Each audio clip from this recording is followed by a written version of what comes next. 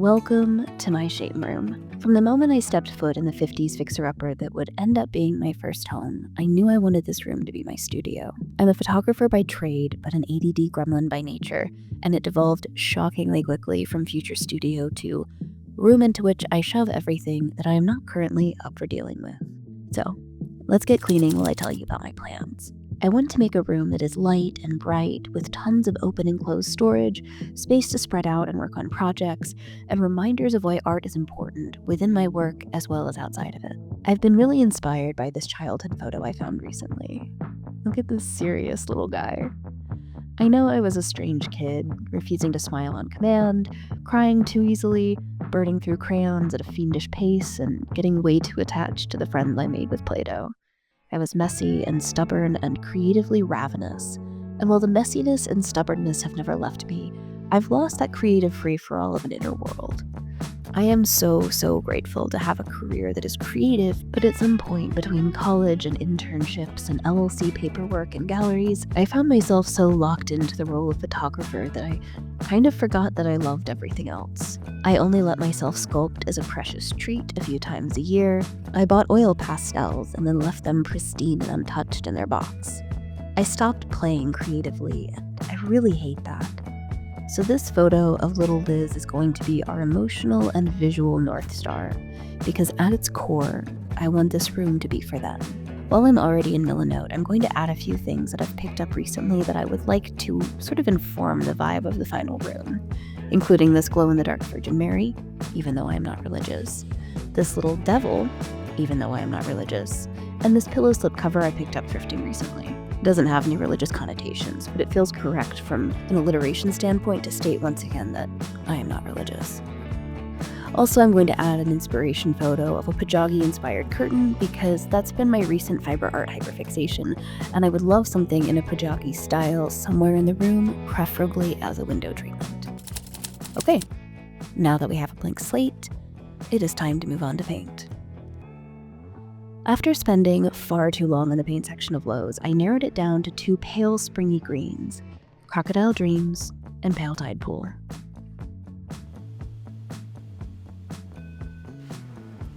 Ooh. Okay, I actually really like that. My gut was saying I would probably go with the Pale Tide Pool, even though I think the Crocodile Dreams is an objectively cooler name. But I actually really like this on the wall. And here we have Pale Tide Pool. Oh, wow, that's really pretty. Oh shit, okay. Oh, I really like both of these colors. Ow. Oh no, they're both so nice. But drum roll please. Dun da da, we have chosen Pale Tide Pool.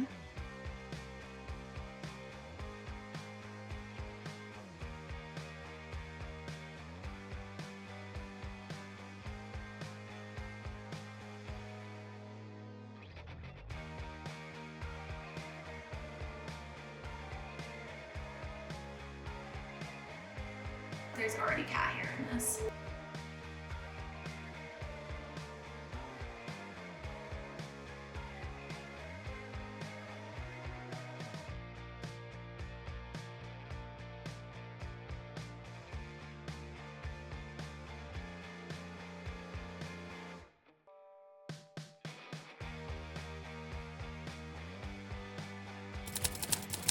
It was around this time that my friend KJ, lovely human and professional furniture restorer, sent me this photo of a massive chest of drawers / apothecary cabinet that she'd found on Marketplace, and asked if I might want it for the room. And of course I said yes. I loved the idea of the cabinet as a focal point in the room, flanked by two shelves for a sort of built-in feel, and I immediately took to Marketplace to try to find shelves. Unfortunately, the measurements for the room are really finicky, and I couldn't get a reply back on the only shelf that fit, so IKEA it was. I ended up choosing the Gerdsby shelf, which is possibly the worst name IKEA has ever come up with, but it is a really solid and inexpensive little shelf, so I really can't complain. While at IKEA, I also picked up a pegboard, some shockingly cheap curtain rods, and a pillow insert for that pillowcase that I thrifted. Since I already had a table and KJ had picked up a $5 chair for me at an estate sale, my final big room purchase was the rug, which also happened to be my second marketplace betrayal.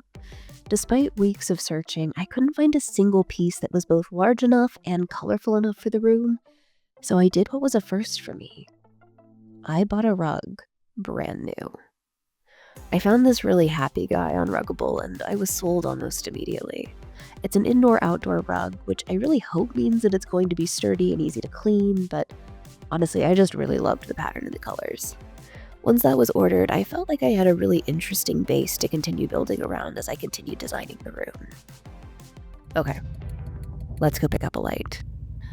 Obviously, I want the boob light gone, but I also want to keep the room from veering too pastel or childish, so I'm specifically looking for a modern light in a color that contrasts nicely with the green, also while staying in conversation with the other pieces I've sourced for the room. Oh yeah, just like that. On installation day, I turned off the breaker, and KJ and I got to work removing the boob light and getting the next one installed. This is the exact moment that we realized that the wiring in my house is fucked in a way that only a 70-year-old house can be fucked.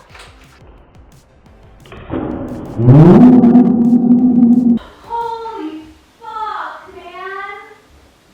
The breaker that controls all of the outlets in this room doesn't control the ceiling light. I did not know this could happen. I did not want to know this could happen. I also did not want to be pricing rewiring my entire house, but here we are. It happens. What are you gonna do? Somehow not electrocuted, we soldiered on, figured out the right breaker eventually, and it is not even close to the one you would think it would be, and eventually we did get the light installed. I'd like to say this was our only hiccup, but we did realize around this time that if we put the white apothecary drawers against the only wall that it really worked against, it would be sitting flat on the only vent in the room, which is obviously bad for a number of reasons. KJ immediately suggested we should make a base for it, and despite being terrified at my lack of woodworking skills and not knowing what a jigsaw was, I was confident enough in her ability to use a saw without risk of decapitation and decided we should go for it. We started our day at Recreative, which is my favorite secondhand craft store, and we were hoping that they would have wood we could use. We didn't actually find one in the right size, but I did find this perfect little etching of two rabbits who still need names if you have any suggestions. We did reward ourselves for getting out of the house with a quick run into Strawberry Mountain, my favorite Denver secondhand clothing store, before moving on to Habitat for Humanity, where we scored a $6 sheet of plywood before finishing the day at Lowe's, where we had a piece of pine cut into 6 legs. Once we were back at KJ's, we engaged in some truly heinous jigsawing, using a combination of my body weight and a rough tote to keep the plywood steady. With all of our fingers miraculously in one place and the plywood in 2, we rewarded ourselves with some orange chicken and Adventure Time, which I did not record because I was both tired and hungry, and also it was my first time watching Adventure Time because I am drastically behind on my pop culture education. I'm working on it. Later that week, KJ came over to help me assemble the base. She started by screwing the 2 pieces of plywood together to form a platform, then traced her ideal placement for the legs before screwing those in too. Finally, we screwed the base into the larger piece and set it upright in all of its 6-legged glory.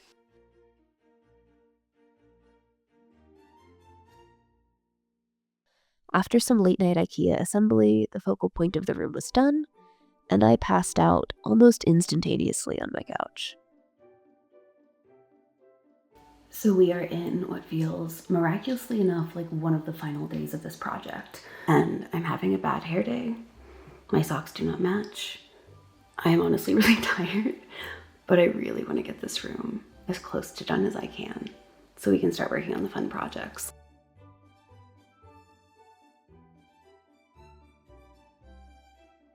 The drinks of the day are a pour over with oat milk and sparkling water with some hydration packs in it. Because if you cannot tell from my voice, I think I'm getting sick.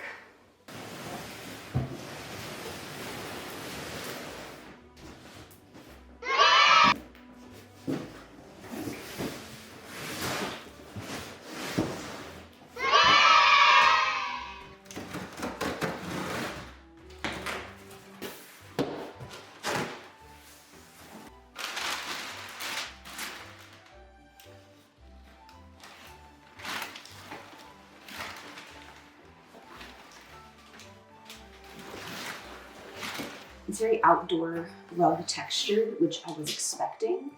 I don't love the way it feels on my hands, but I do like that it'll be easy to clean, and that's the important part.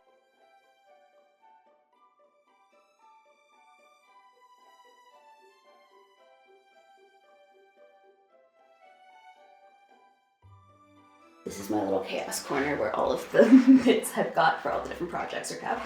It will be cleaned today. Oops.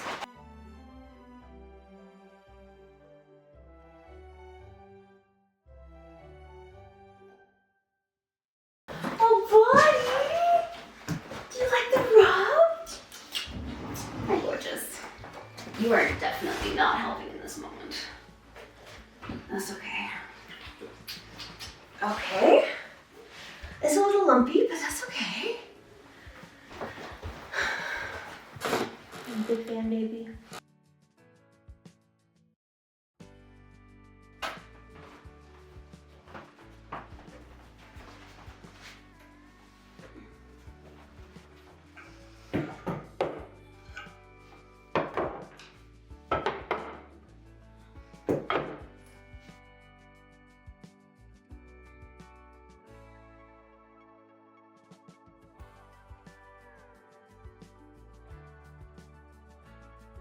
Now that the big purchases are out of the way and installed in the home, it is time to start with the really fun part, making and sourcing the bits that will really bring the room together.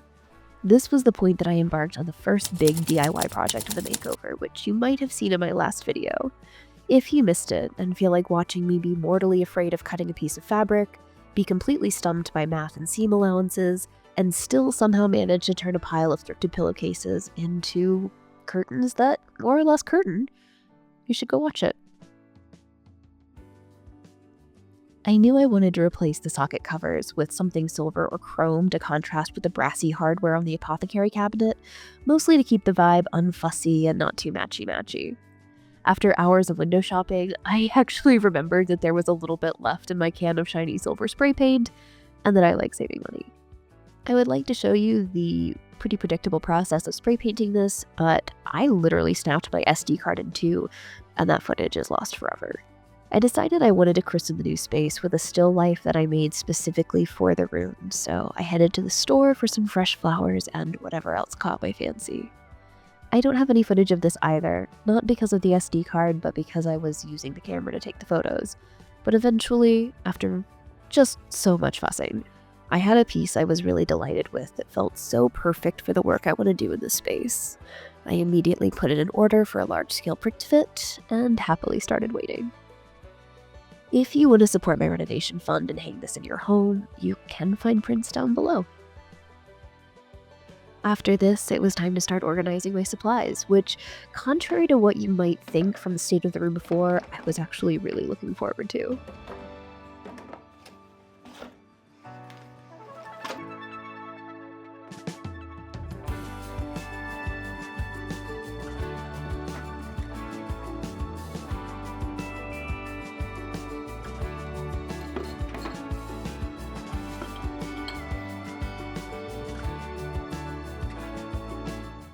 The apothecary unit had so many drawers that I ended up with multiple empty shelves that I originally assumed would be stocked with supplies.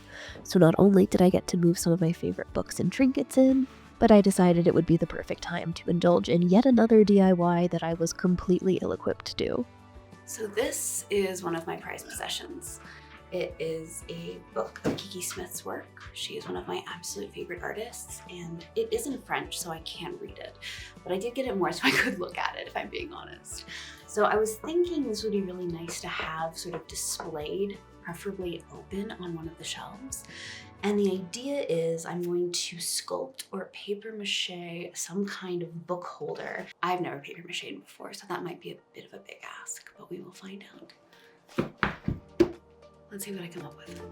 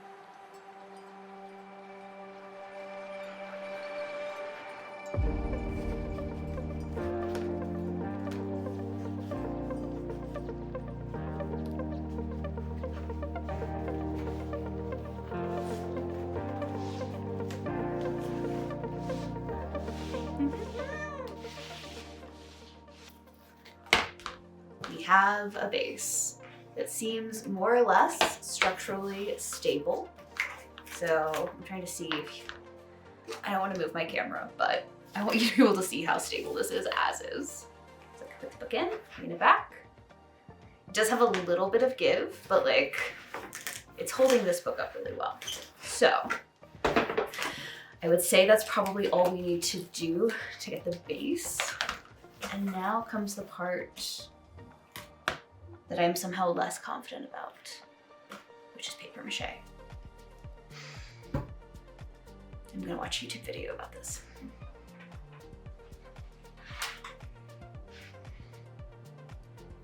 Okay. 1 part glue to 1 part water.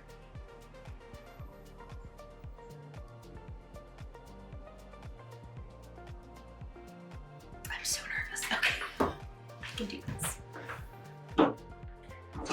I do have so many things of glue.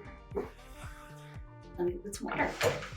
I did not watch a YouTube video. I read half of an Instructable and we are hoping that that is enough.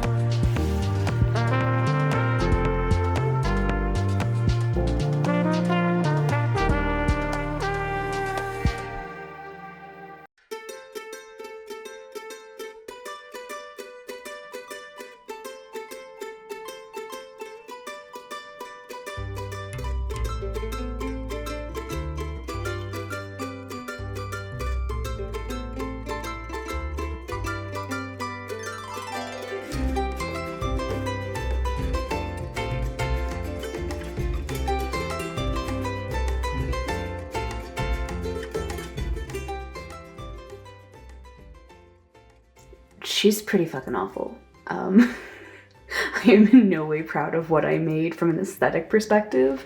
She is lumpy, she does not sit very evenly, the color is not great, the paint is cracking because I accidentally used thin acrylic paint. I hate the way this looks. However, I am absurdly proud of it because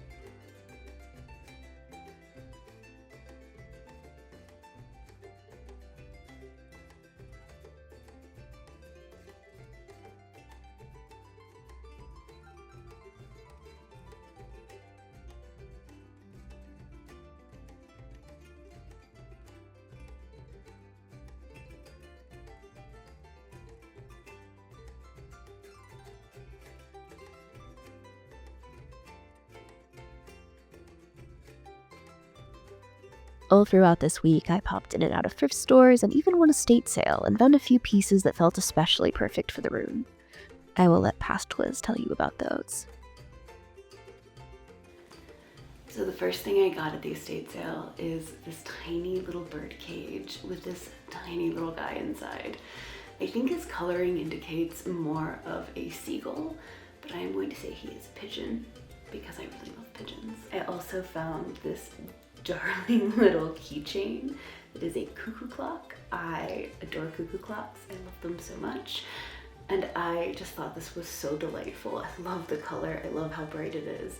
I don't think I'm going to use it as a keychain simply because I'm worried I'm going to mess it up. It's definitely older and I'm a little bit scared that I will destroy it if I hang it off of one of my bags.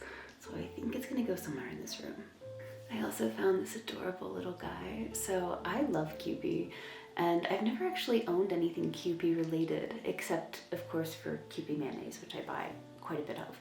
But this was the first one I've ever found in the wild, and I've always wanted to collect Kewpies, but I wanted to start by finding one, in the wild, and I finally did. And I think he is so adorable and so tiny. And I love the little heart, and I'm hoping this will be the beginning of a modest but enthusiastic collection. And then finally, most exciting for this makeover specifically, is this vintage label maker. Let me make sure it's in focus. There we go. I love this so much. Not only is it this really beautiful mustard yellow, but the tape is this, see if I can get you to see that. There we go. The tape is wood grain, and it just has so much warmth to it. And I was able to find a second roll of tape for this. I'm not really sure if that's going to be something I'll be able to replace easily, so I'm going to be kind of sparing with it, but I know that I want to use it to organize this room. And just, it's so well made, especially compared to some of the modern ones I've looked at, and just so aggressively adorable. So I didn't record myself at the thrift store, but I found this. Well, actually I didn't find this. KJ found this. We were at the thrift store together. I did my usual pass through the lamps, and then she brought my attention to this, which I had somehow missed. It is a vintage, I believe, based on my Google image searches. I need to figure out if it's true vintage or not. IKEA lamp with the most beautiful wood inlay pattern. I have not yet taken the sticker off. So the top is a bit fucked up. There is some warping here. There's a break in the plastic inside here. And if I had more time, I think I would either dye this or strip the fabric and plastic away and create a lamp around it, sort of based on the bones. But I do not have time for that, so we are simply going to put it up. I also went through the house and grabbed some pieces that felt especially fitting for the room. Easily my favorite is this vase, which is one of my prized possessions. It belonged to my uncle, who was the only openly gay person I knew as a very closeted queer kid. He read voraciously and traveled constantly, and he was brilliant and strange and sad and fiercely queer in a family that had absolutely no space for queerness. He would send me souvenirs and postcards and books about history and poetry, and I could not have loved him more. He passed away at the height of the pandemic, but a stroke had taken a lot of him years before that. I have no way of knowing if he ever knew how much hope he brought into my childhood, not only by seeing me when basically no one else did, but just by living his life as a out gay man. But I really, really hope he did. I'm really glad that whatever fragments of his life and memories this piece represents live here with me, and I knew immediately I wanted in this room. On a much happier note, in very perfect timing, the print of my still life came in the mail, and one thrifted frame later, it was ready to be hung.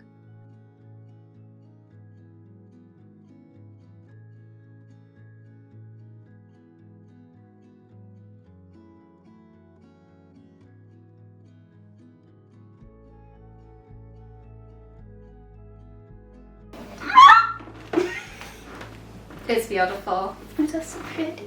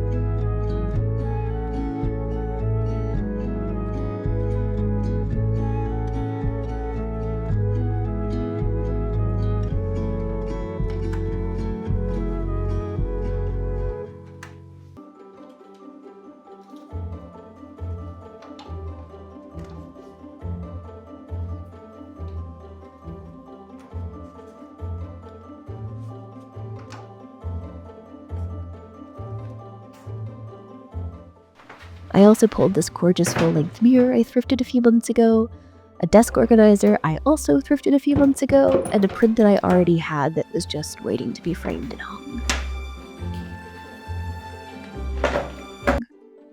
You might remember me making the silver star garland over the holidays, and I ended up pulling it out of my Christmas box because it felt like the perfect level of whimsy to drape over the still life and mirror, just to keep things from feeling too serious and grown up on that end of the room.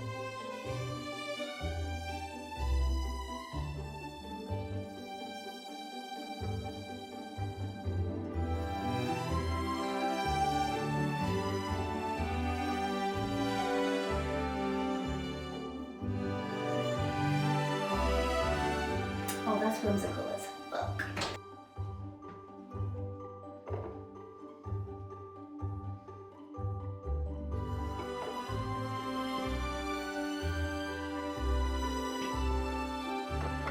I ended up putting some of my own sculptures up on the shelves, along with one of my dear friend's pieces, and also a handmade pale blue plywood toilet that I pulled out of the dollhouse my partner got for me on Valentine's Day a few years ago.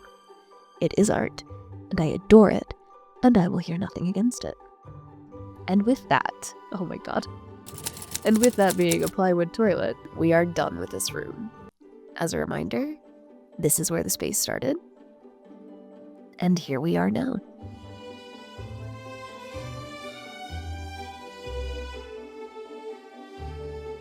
I love this space so much. It's everything that I wanted, and I like it so much it doesn't quite seem real.